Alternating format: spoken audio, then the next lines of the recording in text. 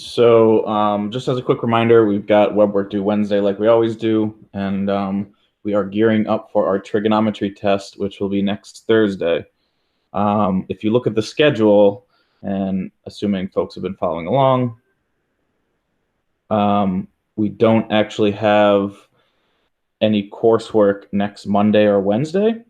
And so, if you look at the schedule, let me just pull the schedule up and present my screen because there's not a lot of people on the call today, so I'm hoping some folks might watch this later. Anyway, as I present my screen here, I'm just going to run you through the Blackboard, the schedule coming up here.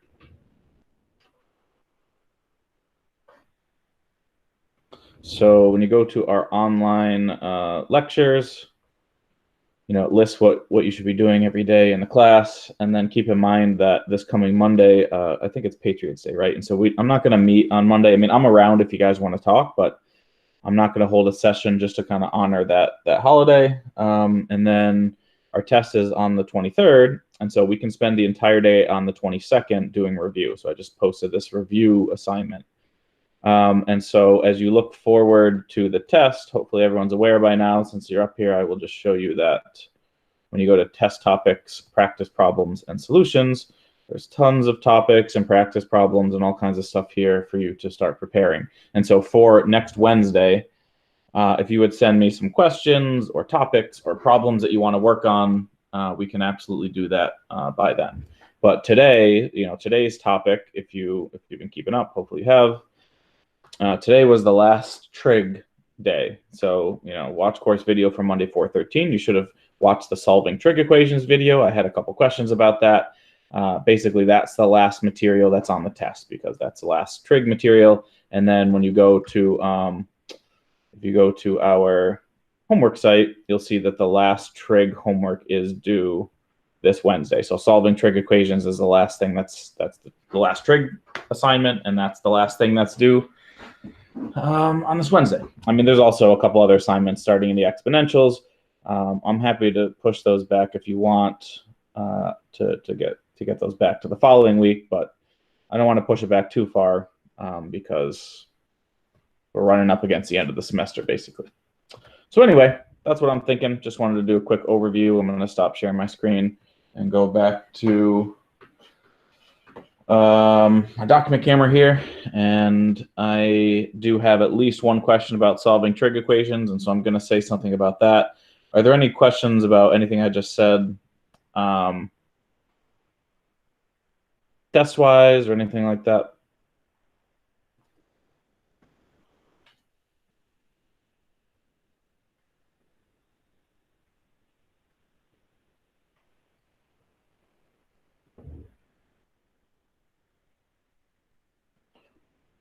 Okay, so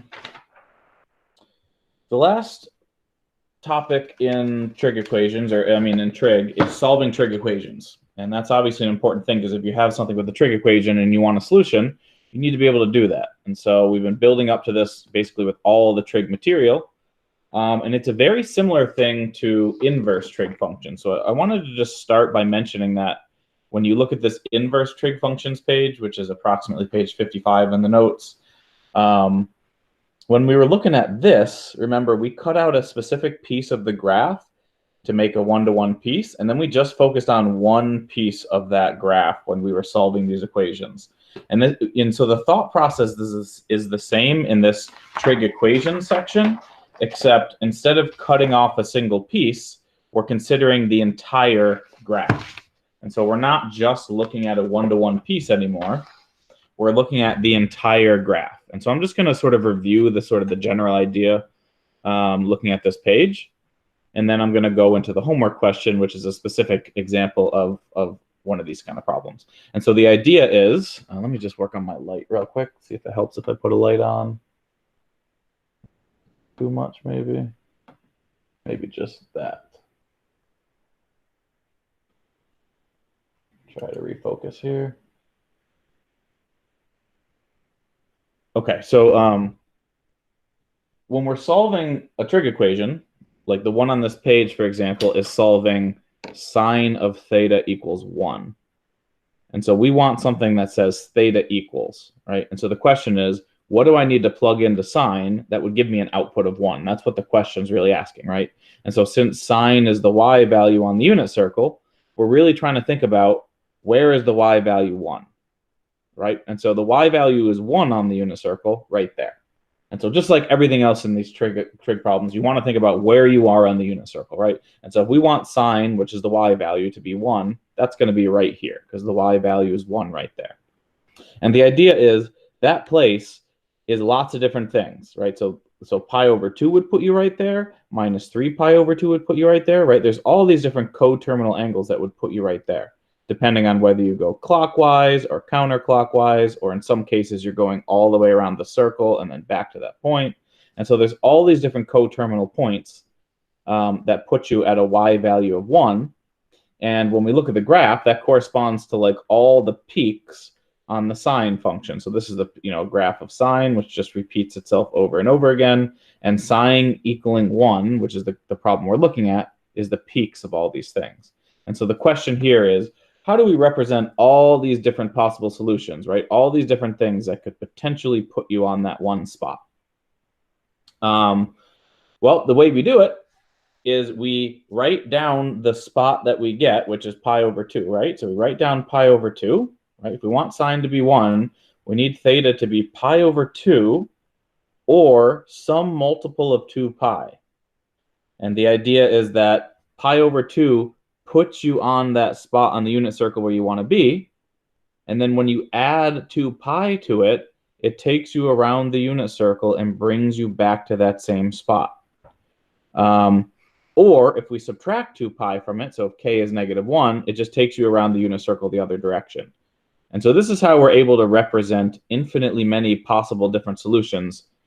And this is what all the homework ends up looking like.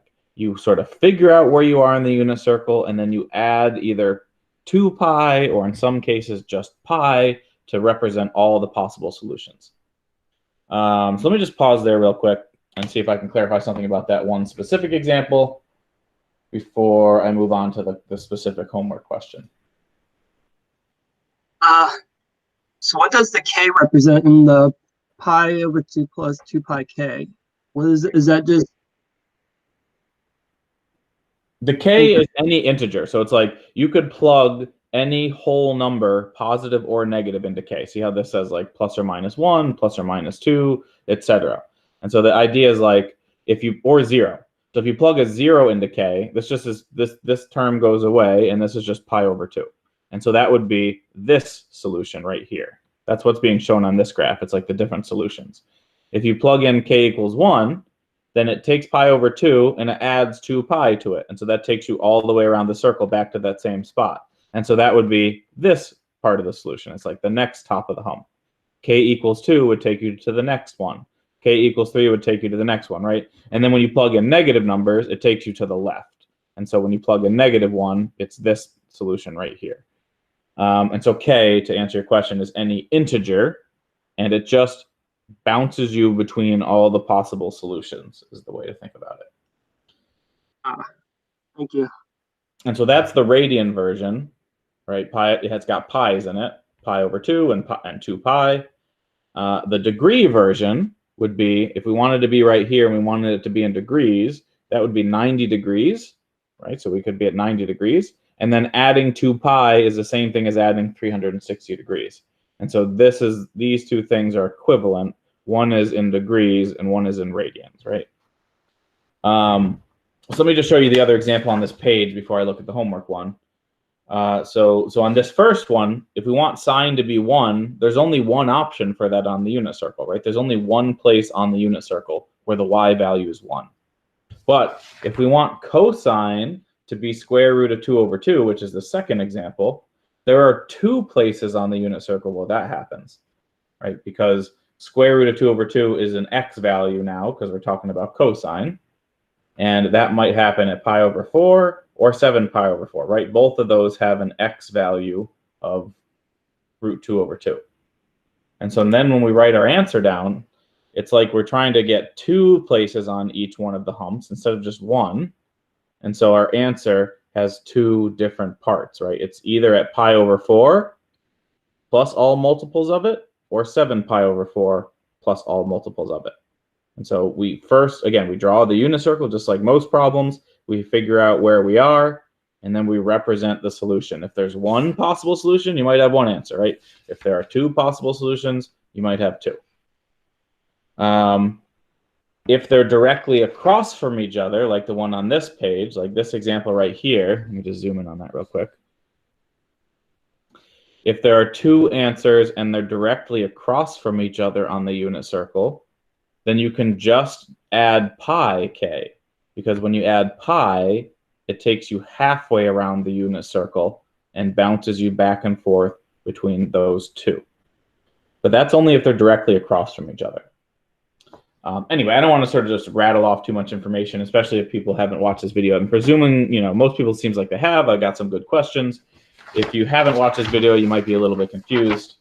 I'm going to look at this homework question, which was asked to me, but I'm happy to clarify something about what I just said too. So let me just pause for a second and see if I can clarify something specific about the notes that I just sort of went over. If not, we can look at this homework question.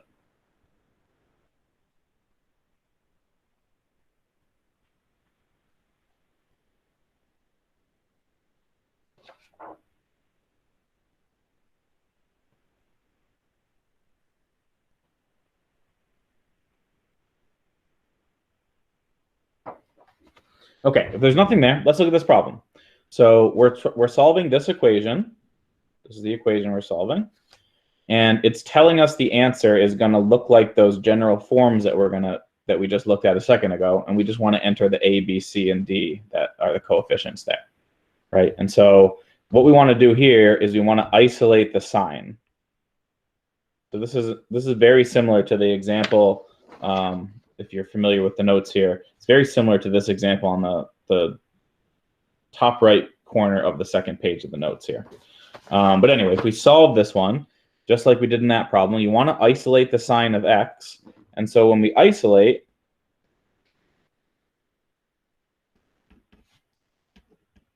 that's what we start with. When we isolate the sign, we'll subtract the square root of 3 and divide by 2.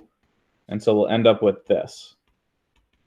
Just kind of doing two steps in one. Tell me if this looks okay. And so this is really what we want to be thinking about solving. This is not the answer, but we want to basically find the x now. Let me stop right there and see if that looks okay.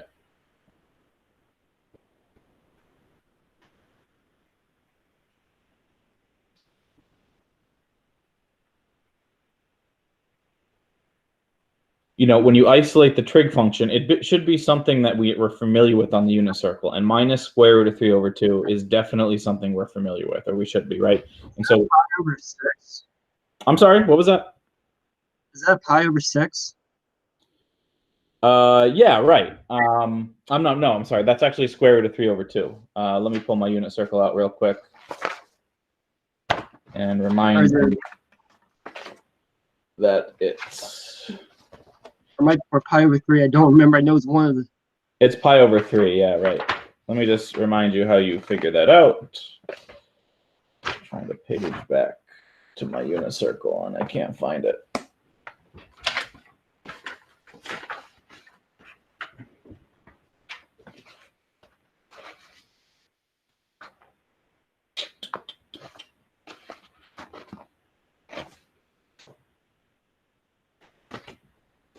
I'm missing page 39 in my notes, which has it for some reason. I think I took it out when I was talking to someone the other day, and I must have misplaced it. But anyway, it's pi over 3. So we want the y value. So in other words, so sine is the y value, and we want it to be minus square root of 3 over 2. And so that happens at pi over 3. But not just pi over 3. It happens at pi over 3, and it also happens at the other one over here, right? And that would be 2 pi over 3, right? Just to be clear about that, that's because pi over 3 has the point 1/2. Oh, I'm sorry. We want it to be negative, though. I'm sorry. I wasn't really thinking about that. Was that what someone was about to say? Yeah. Yeah, thank you. We want it to be negative. And so we actually want the ones on the bottom of the unit circle. Sorry about that. So we want the pi over 3 ones that are down here. And so that could be, and notice that in the problem here, it's specifically asking us to do them between 0 and 2 pi. And so when we go around the unit circle, this one is 4 pi over 3, and this one is 5 pi over 3. And again, I know we want those 2 points because that's the point 1/2 minus root 3 over 2, right? We're looking for that one. And this one has the point minus 1/2 minus root 3 over 2. So we're looking for that one. So that's what led me to those 2 points. I apologize. Let's just pretend that these things on the top of the circle aren't there. I guess I could just wipe them out if I was good at this. Let's make it a little clearer. Is that okay? Does everyone see that these are the 2 points we want to be thinking about? We want to be thinking about 4 pi over 3 and 5 pi over 3. And so they're not directly across from each other, right? And so we want to be either right here or going all the way around the unit circle back to right there. And so that would mean x could be 4 pi over 3 plus 2 pi k, or the same thing with the next one, 5 pi over 3 plus 2 pi k. And so that's the answer. And so our A, it wants A to be the smaller one. So this is our A. And then it says B, K, pi. And so this is our B. And then this is our C. And then this is our D.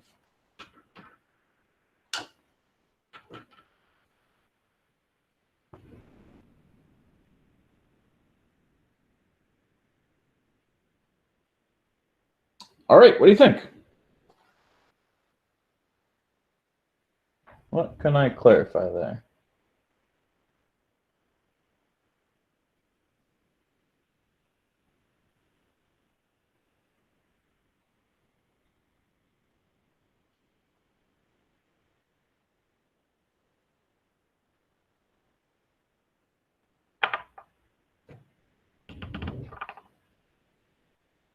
Any questions at all? Any other questions on other homework problems? Or again, happy to talk about the notes, whatever would be helpful for you. The way that's written, is that like in 4? Say that again? There's like you're using 4 pi over 3 and 5 pi over 3 is like, you know, or is that just the full solution?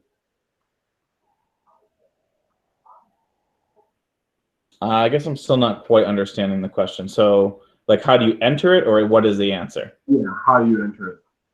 So, like, you know, the form says A plus BK pi. So our A is the entire 4 pi over 3.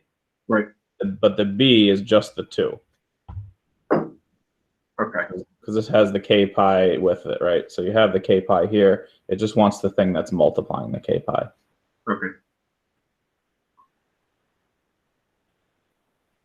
And, you know, you could put this into a calculator with a pi and try to get a decimal, but I would just recommend typing pi for pi. Like, you can usually do like 5 times pi divided by 3 for this one, for example, rather than trying to get some decimal. Right.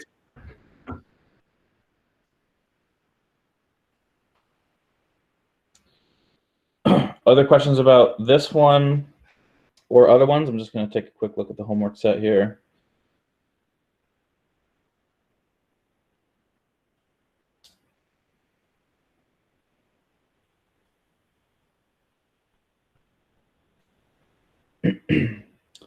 Looks like most people haven't started this one. Are there other homework sets that people have been working on, or maybe ones that were due last week that people weren't sure how to do? That'd be helpful. Anything else that'd be helpful? If you'd rather be doing something else right now, that's fine too. We can sign off. But I just want to make sure I'm doing whatever I can to help.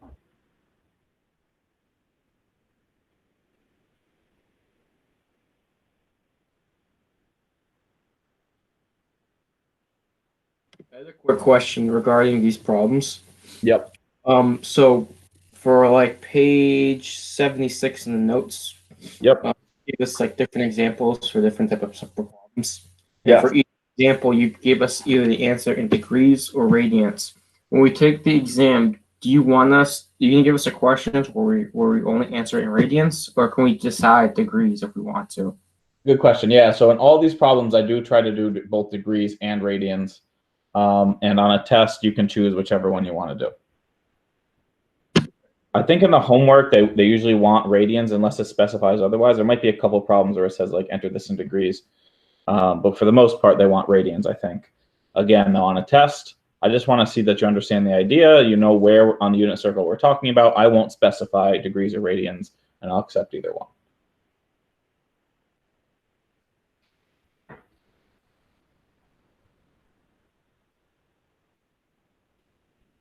What else? Trying to see here what was due last week. We had oh, that trig formulas one was due. I extended it a little bit. Was everyone able to finish that one? Were there questions about that one in particular?